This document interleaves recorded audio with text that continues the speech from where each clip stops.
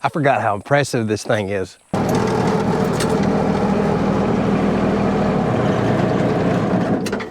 All right, the beast is back. So welcome back, everybody. Once again, I am borrowing this sweet Flail mower to go on the front of my Grasshopper mower. Yes, a zero-turn mower with a Flail mower that can mow just like a tractor. So I borrowed this a couple of years ago, a year or two ago. Thanks again, Jeff. He's letting me borrow it one more time if you're watching this.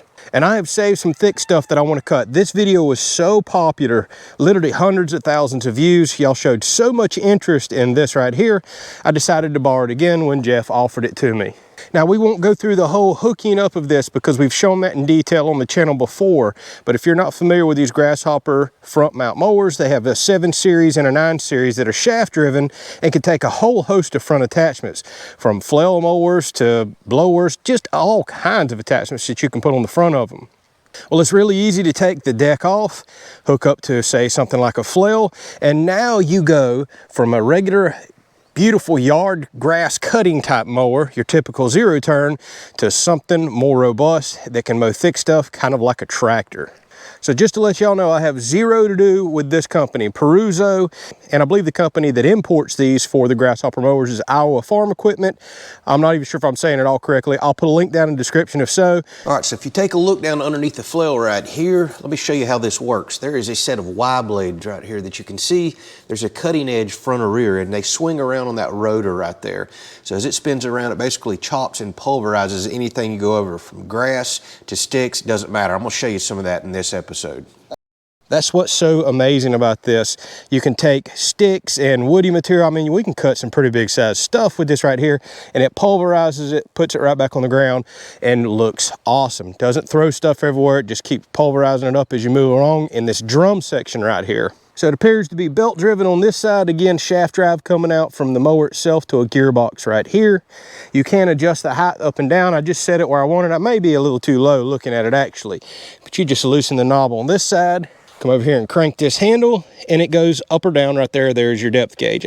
Should go back up just a little. We'll play with it with time. And again, here's that shaft drive underneath that goes straight to my mower.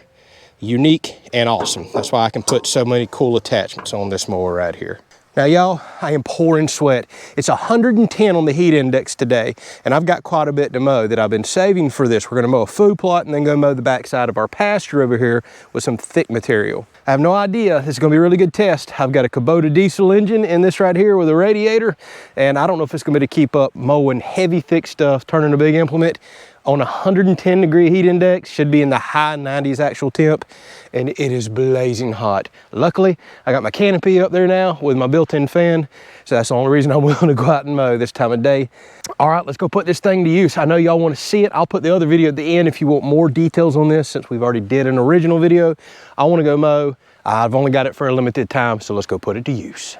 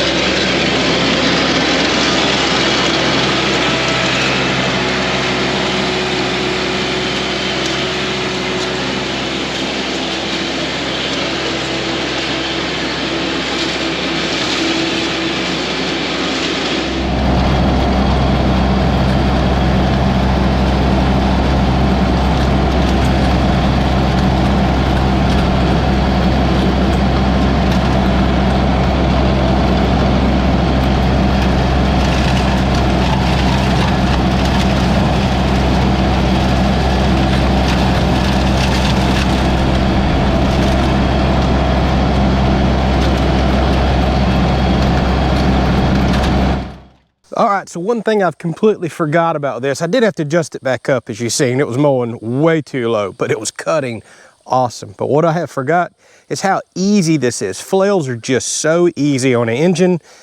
It just didn't really sound like my mower was having a hard time at all turning this. Now, yep, I got a bigger diesel in here, but with that said, it's not that big. This was effortless. All right, so the real test. Last time I had it here, I just mowed along, you know, tree lines and did stuff like this, which we're gonna do some of that today. But I have saved a couple of acres here. So if you take a look out here, we have dog fennels that are 6, 7 foot tall. It's just mostly dog fennels, thick grass. But don't worry, in this episode, we will go find some thicker woody stuff and show you what it'll really do. But let's see how long it takes to knock out a couple of acres right here. I'm getting ready to plant this next month as a food plot. So we're gonna let this serve as a tractor mower. That's what I would have brought out here to mow all this down. And we have some relatively thick stuff going on. Should be a good test for this machine.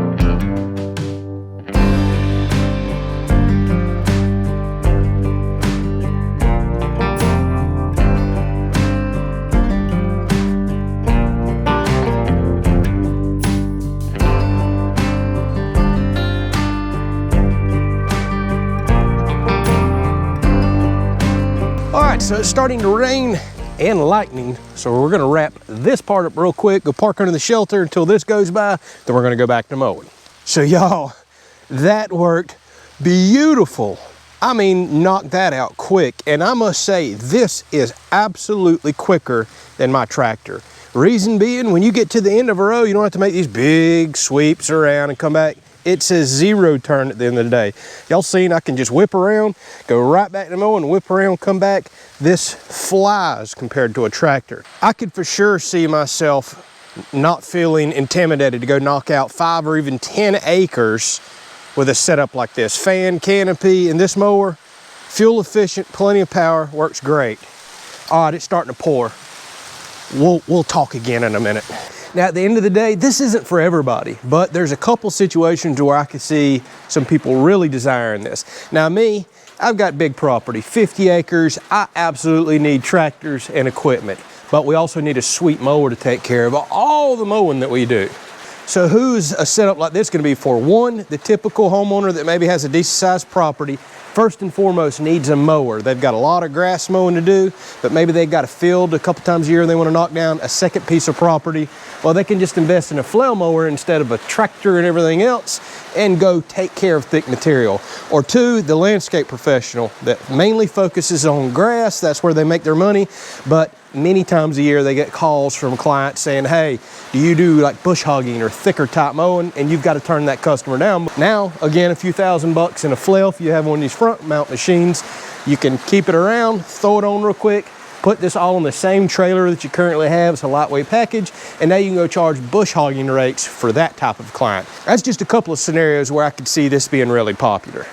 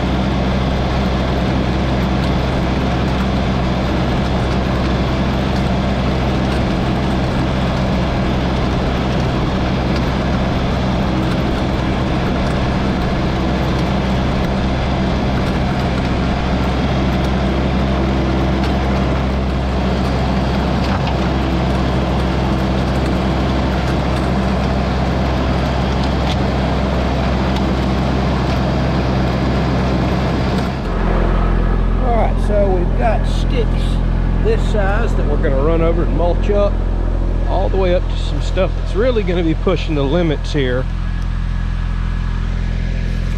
Really thick stuff. This is probably absolute max that I would be attempting to mulch with something this horsepower and size range. And that's really, really big. So we've got a thick, nasty mess full of limbs in here. I just kicked up a baby fawn right here, so I'm going to be very slow and careful. I can look in here, I don't see no other baby deer. That's something we really have to look out for this time of year when mowing thick stuff. But luckily that fawn seen me, didn't like it. Hopefully y'all seen it on camera. Took off and went in the woods that way. But I've done walked around here and looked. We're just going to mow this little patch. Don't see much else, but this has got thick, nasty, woody stuff in it. This will be a really good test.